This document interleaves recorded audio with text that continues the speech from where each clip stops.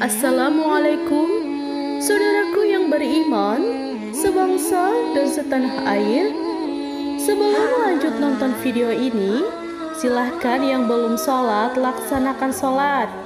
Jangan sampai karena video ini, kalian lupa apa yang menjadi tujuan utama dalam hidup kita. Salah satu tanda akhir zaman adalah munculnya Dajjal. Di video kali ini, kami akan membahas asal-usul Dajjal. Mau tahu bagaimana asal-usul Dajjal? Simak videonya berikut ini.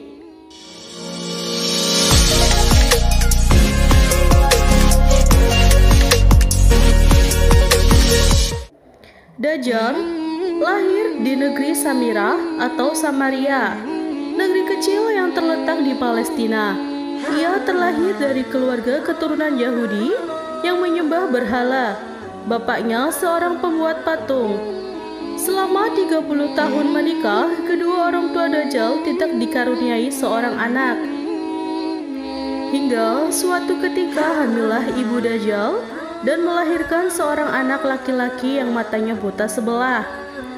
Dilansir dari berbagai sumber, Dajjal lahir dari hubungan darah dan pada saat itu melakukan suami istri ketika ibu Dajjal sedang menstruasi, sehingga terjadilah kehamilan sebagai pengaruh perbuatan iblis.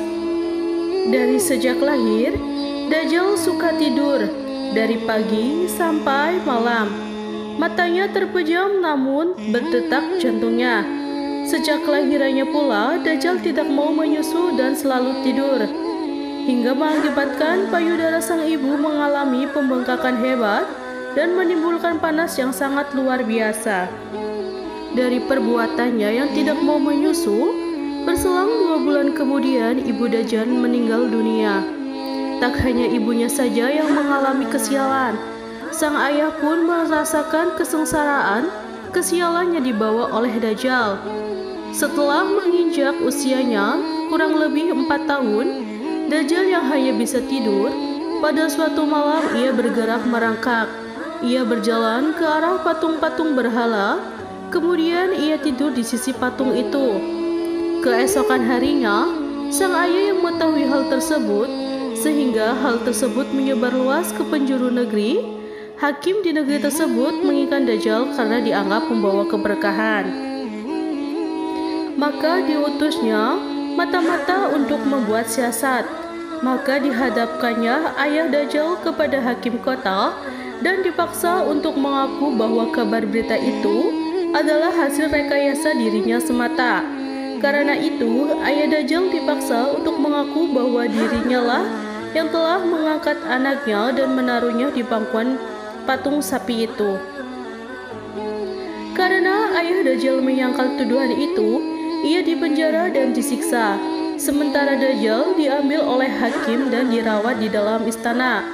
Dalam menghadapi siksa di penjara, ayah Dajjal tidak kuat sehingga ia terpaksa mengakui kebohongan itu.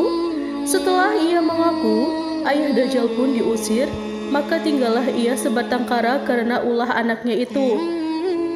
Karena keterasingannya itu, ayah Dajjal meninggal dalam penderitaannya.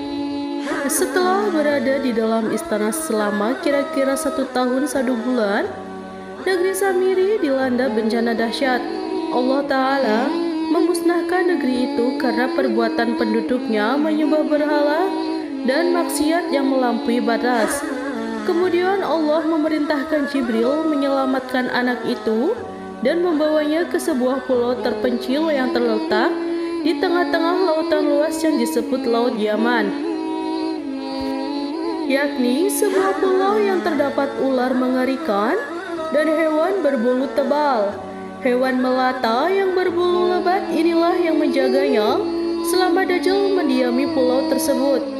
Hewan ini disebut sebagai Al-Jazazah, yang bisa berbicara layaknya manusia. Pulau itu berukuran kecil bagaikan tumpukan bebatuan. Pulau itu terpisah dari gugusan pulau-pulau yang banyak jumlahnya. Dajjal sepanjang hari, sepanjang tahun selalu tidur layaknya penghuni gua.